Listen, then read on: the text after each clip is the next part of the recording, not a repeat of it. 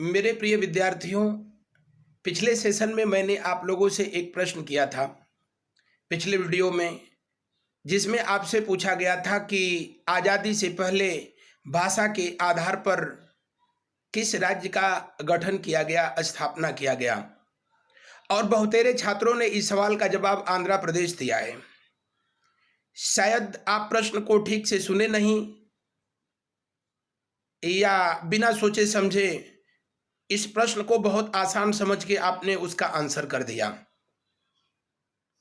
आपसे पूछा गया था कि आजादी से पहले भाषा के आधार पर किस राज्य का गठन किया गया, और आप सब लोगों ने इसका जवाब आंध्र प्रदेश दिया है, जबकि आंध्र प्रदेश की स्थापना भाषा के आधार पर 1 अक्टूबर 1953 को हुआ। कब? 1 अक्टूबर 1953।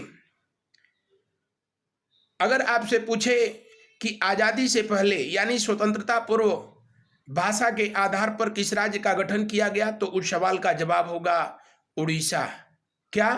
उड़ीसा, जिसकी स्थापना 1936 में 1936 में किया गया था।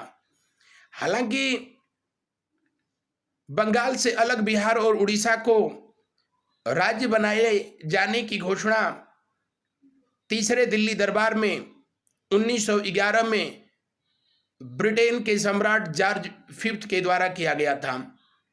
जब तीसरे दिल्ली दरबार में जॉर्ज फिफ्थ मुख्य अतिथि के रूप में भारत में आए हुए थे, उस समय भारत का वायसराय लॉर्ड हार्डिंग था। लेकिन इसको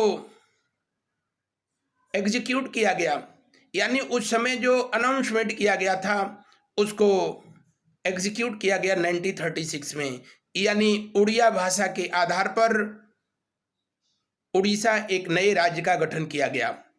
उड़ीसा और बंगाल दोनों को, बिहार और उड़ीसा दोनों को बंगाल से अलग राज्य के रूप में स्थापित किया गया था। तो आई होप कि पिछले प्रश्न का सही जवाब अब आप लोगों को याद रहेगा। हालांकि ये प्रश्न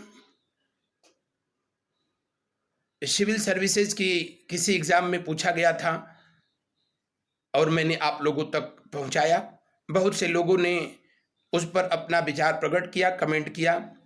गलत था, कोई बात नहीं, इंसान हमेशा अपनी गलती से ही सीखता है।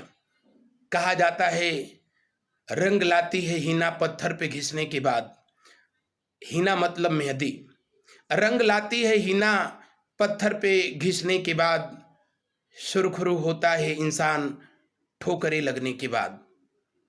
थैंक यू, धन्यवाद।